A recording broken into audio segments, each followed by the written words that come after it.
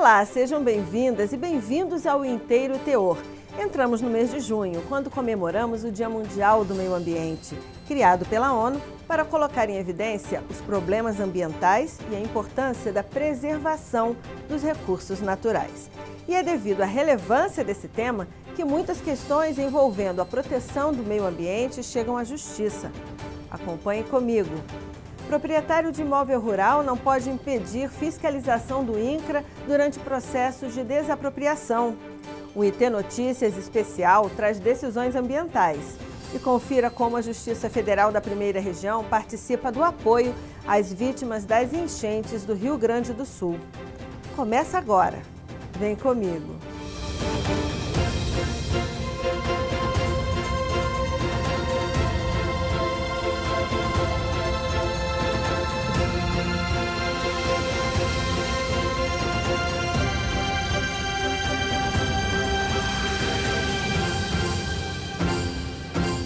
Atualmente, existe uma grande preocupação em torno dos impactos negativos da ação do homem sobre o meio ambiente. Exemplo disso é a escolha de critérios, como o uso adequado dos recursos naturais e o aproveitamento racional da terra, quando o assunto é desapropriação. Quem não preserva o meio ambiente corre mais riscos de ter suas terras desapropriadas. É claro que o INCRA fiscaliza o imóvel durante o processo. E foi um caso envolvendo essa verificação que chegou à Justiça. Acompanhe na reportagem de William Nascimento.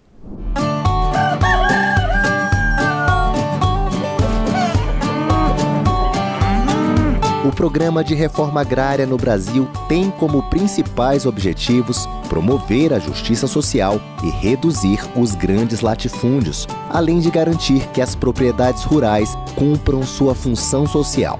A ideia é alcançar o maior número de famílias que necessitem de uma fração de terra para cultivar alimentos e garantir sua subsistência.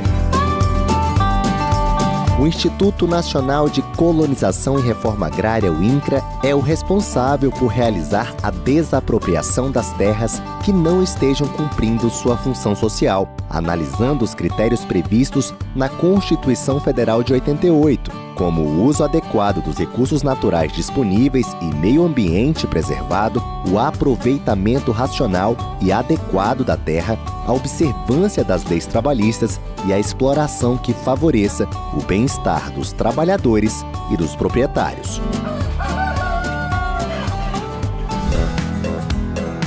A família do seu Pantaleão Mendes Barbosa é uma das que conseguiu, por meio do programa, a obtenção do título de domínio da terra, que pertencia ao Banco do Brasil em 1997 e era considerada improdutiva pelo INCRA.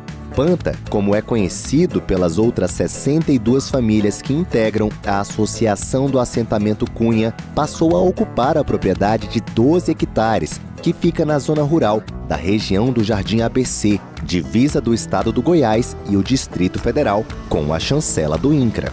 No momento que a gente chega na terra, o INCRA vem e faz o cadastramento de todos.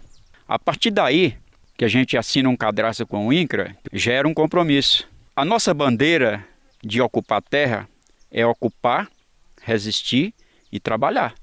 É a finalidade. A pessoa tem que passar nesse critério. Durante quase 3 décadas foram vários os cultivos na propriedade. E hoje as principais produções são a mexerica pocã e a mandioca. São aproximadamente 5.000 pés só da fruta, motivo de orgulho para o presidente do assentamento Cunha, Raimundo Lúcio da Silva. É o maior prazer que tem, né? Para mostrar que a terra produz. É só trabalhar e plantar. Se você trabalhar e plantar, que a terra produz. Falta ter gente que queira plantar, que produzir, produz. As terras são boas.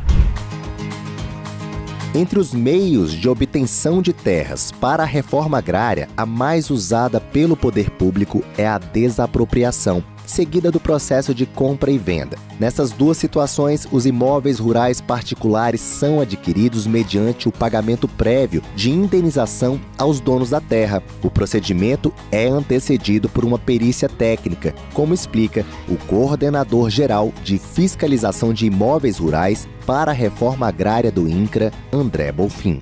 pela lei é exigido que a gente notifique o proprietário ou a proprietária antes de adentrar o imóvel rural, com 3 dias de antecedência.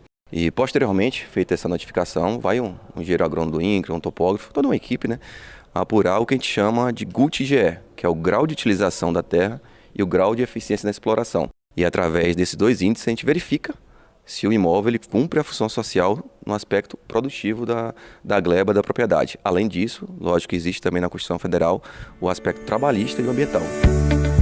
A Lei 8.629 de 93 disciplina o processo de desapropriação e o de aquisição, referente à compra e à venda, segue as diretrizes do Decreto 433 de 92. Já a participação de movimentos sociais de luta pela terra e movimentos sindicais do campo na indicação de áreas está prevista no Decreto 2.250 de 97, que também garante a presença de representante técnico desses movimentos durante a vistoria. No processo de desapropriação, o INCRA visa inicialmente os imóveis rurais classificados como grandes propriedades improdutivas, aquelas com área superior a 15 módulos fiscais. Na vistoria, são observadas as benfeitorias, reservas legais, áreas de preservação permanente, utilização dos pastos e a exploração da terra. Cada superintendência regional do INCRA define as regiões prioritárias na captação das terras, de acordo com critérios como a realidade fundiária local, a demanda de assentamentos de trabalhadores rurais sem terra e a maior proporção de famílias do campo em situação de extrema pobreza. Entretanto, mesmo sendo respeitados os critérios e a legislação vigente, alguns proprietários de terra se negam a abrir as portas para a fiscalização do INCRA e, por isso, algumas situações acabam na justiça. Numa dessas ações, a 10ª turma do TRF da Primeira Região negou a apelação da proprietária de um imóvel rural contra a sentença que havia autorizado a entrada dos técnicos do INCRA na propriedade, localizada em Rondonópolis, no Mato Grosso, para vistoria e avaliação de produtividade. No recurso, a mulher alegou cerceamento de defesa, uma vez que não pôde produzir prova pericial e testemunhal. No entanto, ao analisar o caso, a desembargadora federal Daniele Maranhão observou que a produção da prova pretendida seria irrelevante nesse momento, pois a fiscalização do INCRA se restringia à confecção de relatório para medir o grau de produtividade do imóvel. Todo esse processo que a gente fala, ele permite a ampla defesa, o contraditório, até do laudo que é apresentado pelo INCRA, o proprietário, ele pode recorrer na via administrativa, inclusive se ele quiser contratar algum perito, algum agrônomo para acompanhar nosso trabalho. Mas às vezes chega o caso, a gente chega lá e o trabalhador, o vaqueiro, não permite a nossa entrada. Então a gente tem 2 opções. A opção é contactar a Polícia Federal. Eu confesso que já tive casos, logo quando eu recém cheguei no INCRA em 2006, que a gente teve com a Polícia Federal, porque o proprietário impediu o nosso procedimento de fiscalização, ou a gente ir até a Justiça pedir para que o INCRA possa obedecer, né, uma questão constitucional de verificar o cumprimento da função social daquele imóvel ou não. Para o advogado e professor de Direito Constitucional Max Kolbe, a valorização real e o justo pagamento dos imóveis em eventuais processos de desapropriação rural evitariam a judicialização em inúmeros casos. Ainda que a Constituição Federal preserve e diga expressamente que essa indenização deve preservar o valor real da propriedade, a gente sabe que isso nunca na prática acontece. Então todo mundo que tem o seu imóvel urbano ou rural desapropriado acaba por judicializar para discutir essa questão da prévia e justa indenização.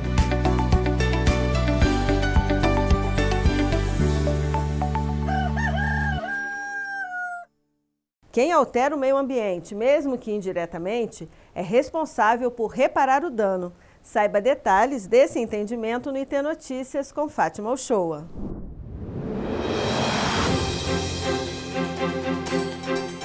Quem alterar o meio ambiente, mesmo que indiretamente, é responsável por reparar o dano. Essa foi a conclusão da 8ª turma do TRF da Primeira Região, ao julgar uma apelação do Instituto Brasileiro do Meio Ambiente e dos Recursos Naturais Renováveis, o IBAMA, que tentava reverter a decisão que invalidou a cobrança de uma multa aplicada a um proprietário rural em decorrência do desmatamento não autorizado de mais de 22 hectares de floresta amazônica entre 2004 e 2005. O atual dono das terras tentou se livrar da obrigação de reparar o ocorrido, argumentando que o dano ambiental ocorreu antes de 2006, quando ele adquiriu a propriedade rural. Mas no TRF1, a relatora juíza federal convocada, Maria Cecília de Marco Rocha, destacou que a obrigação de reparar o dano acompanha a propriedade, mesmo em caso de transferência para outra pessoa, passivo ambiental. Ainda mais, considerando que a Constituição e as leis determinam que quem altera o meio ambiente, mesmo que indiretamente, é responsável pela reparação do dano por se tratar de responsabilidade objetiva, ou seja, independe de culpa. Sendo assim, a certidão da dívida ativa teve a eficácia restaurada. No Brasil, a criação de aves em cativeiro precisa obedecer aos critérios estabelecidos pelo IBAMA e pela Lei 9.605 de 1998. Em regra, a criação é proibida, mas em alguns casos pode sim ser autorizada pelo IBAMA. A excepcionalidade se aplica a espécies específicas e há todo um protocolo a ser seguido. Além disso, a própria Justiça pode determinar que a punição seja abrandada em alguns casos. Foi o que aconteceu no julgamento da apelação de um homem multado por manter em cativeiro 10 pássaros da fauna brasileira sem licença ou autorização do IBAMA. Ao analisar o caso, o relator desembargador federal, Rafael Paulo, manteve a autuação, mas converteu a multa em advertência. Ele levou em conta a pequena potencialidade lesiva da infração, a idade avançada do infrator, a ausência de antecedentes, o perfil socioeconômico e a falta de evidências de que houve maus tratos aos pássaros. O magistrado enfatizou que cabe ao Poder Judiciário aplicar a lei ao caso concreto sem interferir no mérito do ato administrativo, mas garantindo a adequação da norma ao fato.